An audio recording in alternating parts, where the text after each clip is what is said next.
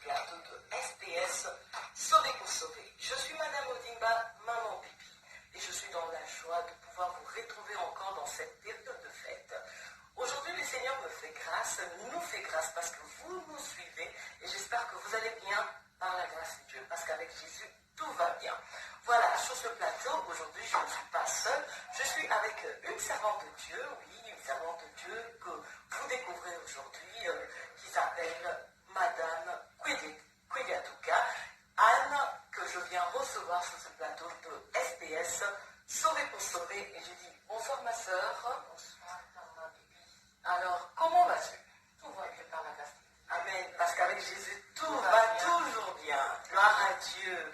Voilà, en tout cas, aujourd'hui, nous venons encore une fois de plus témoigner de la grandeur de notre Dieu. Parce qu'il y a beaucoup de gens qui croient que Dieu n'agit plus. Mais non, Dieu agit. Voilà pourquoi aujourd'hui, ma sœur Anne, qu'on appelle même la championne, parce que ma sœur Anne, elle est aussi présentatrice d'une émission sur YouTube et elle a sa chaîne qui s'appelle Dikina TV, que vous pouvez aussi suivre avec plusieurs histoires qui édifient aussi. Alors, ma sœur Anne, aujourd'hui nous sommes là sur ce plateau pour rendre témoignage de ce que Jésus a fait dans ta vie, parce que vraiment j'ai des très bonnes nouvelles et vraiment ensemble nous voulons rendre gloire de ce que Jésus a fait. Est-ce que vous pouvez nous dire qu'est-ce qui s'est passé dans une période de votre vie avec votre fils? Bonjour peuple de Dieu, bonsoir, ça dépend l'heure vous allez me capter. C'est Maman Anna, Madame Kouediatouka depuis la Suède. Maman, j'aimerais rendre un témoignage, j'aimerais élever le nom de notre vie parce qu'il y a des gens pendant des moments de tristesse, ils oublient même que Dieu peut faire quelque chose. Donc moi, je me suis rappelé de ça, je peux même dire aujourd'hui, ce qu'il Dieu a fait dans la vie de mon fils. Mon fils, il était tombé du troisième étage. Du troisième étage? Oui, du troisième étage. Oh là là. Donc moi, j'étais au travail et du coup, j'ai reçu un coup de fil. Donc c'était une catastrophe, c'était de la panique. Oh là. Et puis, donc j'étais obligée d'arrêter le travail. D'arrêter le travail et puis de me présenter à l'hôpital. Mais je ne sais pas qu'est-ce qui s'est passé. Je me suis d'abord présentée à la maison. Donc je suis allée à la maison et là, arrivé là-bas, je vis le sang de mon fils. Ouais. Dans la maison? Non. Donc juste là, je peux dire sur les trottoirs. Hein. D'accord. Là, il y a des voisins qui me regardaient avec une tristesse parce que tout le monde était au courant de ce qui est arrivé mon fils, voilà. Donc, et puis, les voisins m'ont aidé d'arriver à l'hôpital. Quand je suis arrivée à l'hôpital, vraiment, j'avais la panique. J'ai pleuré. Donc, tu ne savais pas qu'est-ce qui était fait? Non. Mais on t'avait pas dit que ton fils était tombé? Oui, on m'a dit. Ah, d'accord. On m'a dit. Du troisième étage? Oui. Et il y a une maman qui m'a même dit, donc ma voisine, donc je ne sais pas, maman Anna, je ne sais même pas si ton fils sera en vie quand il sera à l'hôpital. Donc c'était vraiment urgent. Donc il faut faire quoi? Il faut te présenter le plus vite possible parce que je crois que ton fils a besoin de toi. Et là, je ne pouvais pas conduire, j'étais tellement hors de moi. Et mes voisins m'ont aidé d'aller jusqu'à l'urgence, donc à la pédiatrie, si je peux dire. Arrivé là-bas, et ils m'ont demandé de me ressaisir avant d'aller voir là où mon fils était allongé. Est-ce que je peux te poser une question? Est-ce que quand tu as entendu cette nouvelle, est-ce que tu étais en train de prier? Est-ce que tu étais en train... Comment ça s'est passé? Tu avais la peur? Ici, ma sœur, la Bible nous dit que Dieu nous parle tantôt d'une manière, tantôt d'une autre. Je me rappelle de ces jours comme si c'était hier, parce que j'étais arrivée en retard au travail, parce que je priais tellement, et je me rappelle que j'avais recommandé ma maison entre les mains de l'Éternel.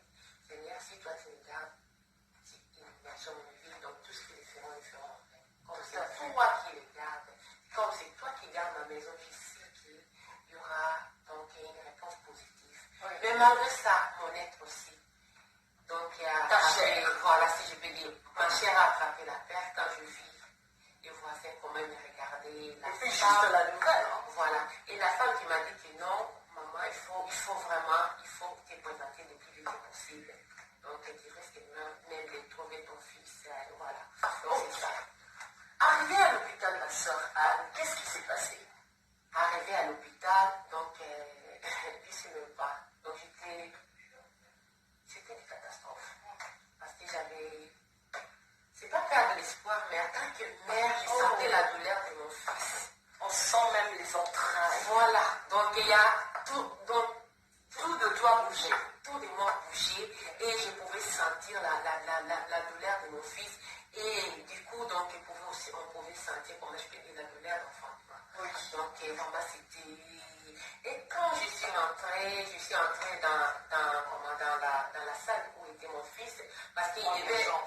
À l'urgence, oui. Il devait être opéré, mais d'abord, il était tellement agité, on devait voir son état et tout. Et arrivé là-bas, les médecins ont dit que non. Donc, il a eu, donc, comment je peux dire, les intestins et tout pouvaient être touchés parce qu'il était tombé. Donc, il est descendu sur le ventre. Oui. Donc, ils étaient obligés de faire des échographies et tout. Mais pendant ce temps, tout pouvait arriver aussi. Peut-être avant même l'opération, donc mon fils pouvait rendre là. Et quand je suis entrée dans la chambre où mon fils était, je crois qu'il était entouré avec plus de 10 médecins. Oui. Et malgré il avait, donc il était choqué, il pleurait, mais quand je suis entrée, c'est comme si j'étais son espoir. Il m'a regardé, il m'a dit, maman. Et c'était là que j'ai pu rattraper ma force. Je me suis rappelé, je me suis dit que non, moi je suis la championne. Je ne suis pas n'importe qui. Je suis une fille dédiée. La fille d'amour. Donc, mon Dieu me dit de faire quoi? De l'évoquer ma sœur. Et là, j'ai commencé à prier. Oh, Togoro Bashika. Ikebele Basanda Baba. Sokoro Yabaine. Et je faisais des va-et-vient dans les couloirs. Il va-et-vient. Je courais presque. Donc, il y a des infirmiers qui voulaient m'arrêter, me faire caler, si je peux dire. Et je leur ai dit, non, laissez-moi. Tout va bien dans ma tête. Donc, je suis en train de prier. Oui, je vois pour dire. Donc, restez calme. Et donc, Dieu a fait grâce. Dieu m'a fait grâce parce que l'état était critique. L'état était vraiment, je ne sais pas, trop même, trop critique. Mais, avec le temps, donc, tout, la respiration et tout, donc, ça commençait à se remettre au niveau normal, si je peux dire. Et on était couchés. Donc, mon fils, il était comme entouré avec tous les appareils que vous pouvez vous imaginer. Je ne sais pas les noms, mais les appareils qui observent. Donc voilà.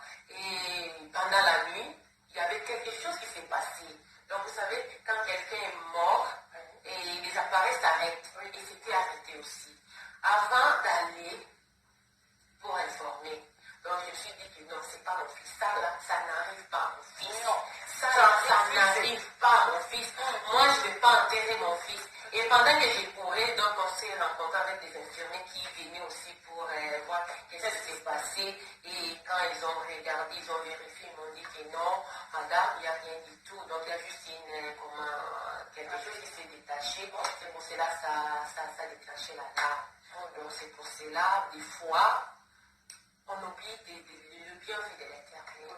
Si on vérifie vraiment dans nos vies, il y a quand même quelque chose que l'Éternel a fait. Ce qui peut nous pousser à nous rendre gloire toute notre vie. Mais en tant qu'humains, les circonstances nous fait oublier les bienfaits de l'Éternel. C'est pour cela, je ne sais pas, ma sœur, mon frère, je ne sais pas quelle est ta situation au moment où je te parle, mais je voudrais juste te dire que non, tiens bon, parce que ton Dieu n'est pas un homme pour mentir, ni un fils de l'homme pour se repentir. Donc il est toujours derrière sa parole pour l'accomplir. Donc c'est juste ça, je peux dire comme... Donc dans cette épreuve, dans cet incident qui s'est passé, tu reconnais vraiment que c'est la main de Dieu qui a sauvé ton fils. Mon fils était entouré avec des médecins que tu ne peux pas imaginer. Il y avait, excusez-moi, je ne sais pas. Et c'est dans quel pays? C'est en Suède. Je ne sais pas s'ils s'appellent comment en français. D'accord. Des médecins généralistes. Donc voilà. Donc, toutes sortes de médecins étaient là, les anesthésistes, les spécialistes, tout. Donc, je vous dis que mon fils était entouré avec plus de 10 médecins qui voulaient voir où je avec quoi. Mais eux-mêmes, les médecins, pardon, ma Bible, ils m'ont dit qu'ils ne pouvaient vraiment pas me garantir qu'ils pouvaient sauver la vie de mon fils.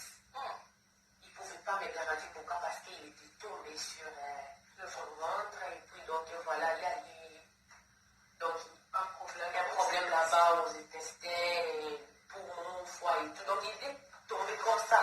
Donc vraiment c'était une catastrophe. Et quand j'ai attendu le médecin me dire que non, il ne pouvait rien faire parce que je devais m'attendre au pire, si je peux dire. Mais je me suis dit que non.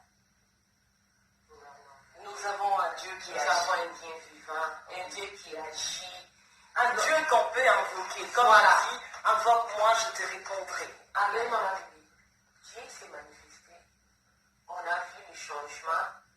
Donc, pendant que l'air, donc dans les différentes ères, je voyais quand même comment mon fils évoluait.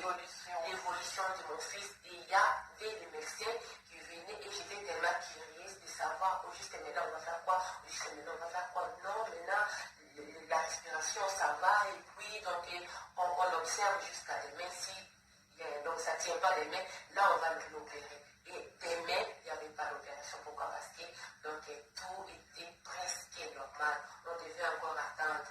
Après, je crois, 5 jours on était à l'hôpital et après on était obligé de rentrer à la maison. Et il y a eu des journaux, il y a eu des chaînes de télévision qui me téléphonaient pour passer l'interview. Et moi, j'ai dit juste que si mon fils vit, c'est un miracle de la part de l'Éternel. Donc, il y en a sur Google, si vous tapez là, parce que vous allez voir mon fils, là, il avait 3 ans, donc il est assis sur un enfant de 3 ans. Un enfant de 3 ans. Jésus est merveilleux. Il est merveilleux. Il est vraiment merveilleux. Donc, Jésus, il est merveilleux. Amen. Donc, il faut juste avoir confiance. C'est vrai, en cas de problème, on peut attraper la panique. C'est normal parce que nous sommes des humains. Nous sommes des humains. Je ne peux pas vous dire que je n'étais pas paniquée. Oh non. Même la peur était. Vraiment, je vous dis même la peur. J'avais peur et j'avais la panique. Donc, c'était une catastrophe. Mais après, je me suis ressaisie pour dire que je ne peux rien contre la vie de mon fils. Si ce n'est pas ce Dieu-là. Parce que même les médecins ont dit que non, les cas étaient tellement critiques, même et ils ne pouvaient rien faire. Et c'est là, quand les hommes se limitent, c'est là notre Dieu commence à voir qu'il commence. Donc c'est ça, la Bible, Dieu est vraiment merveilleux. Des fois, on a des problèmes, on oublie la bonté. Nous pouvons acclamer son nom.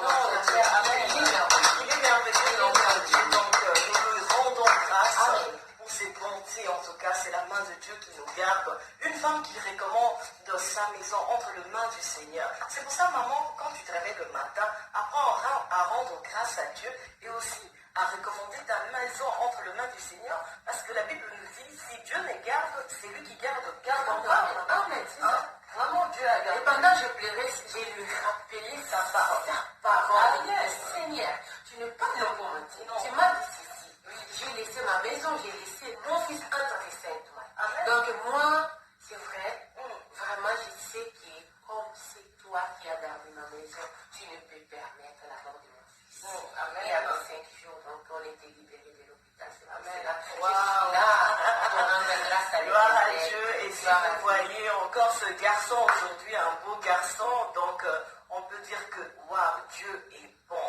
C'est pour ça, vous tous qui traversez de moments difficiles ou qui avez des problèmes, vous devez savoir qu'il y a un Dieu qui agit. Un Dieu, quand on se confie, c'est Dieu écoute nos prières. Donc ne vous arrêtez pas de croire, ni de prier et de recommander vos problèmes au Seigneur. Dans les témoignages de notre sœur maman Anne, Madame Koyatuka, vous voyez ce que le Seigneur a fait dans la vie de son fils. Donc notre Dieu est bon et voilà pourquoi aujourd'hui sur ce plateau, nous sommes venus témoigner de la bonté de ces dieux et nous sommes venus élever le nom de Jésus-Christ de Nazareth.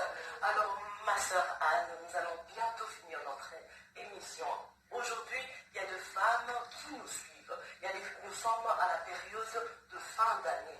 Quel message pouvez-vous adresser au peuple, aux enfants de Dieu ou bien à toute personne qui nous suit? Parce que sûrement qu'il y a quelqu'un à la maison qui ne connaît pas encore le Seigneur Jésus-Christ.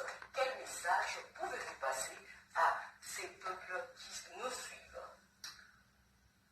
Premièrement, si quelqu'un où il y a des gens qui vont nous suivre, qui ne connaissent vraiment pas Jésus-Christ dans leur vie, je vais leur supplier, si je peux dire, de recevoir Jésus-Christ comme le Seigneur et Sauveur dans leur vie, parce que c'est ça qui est primordial, c'est ça qui est important.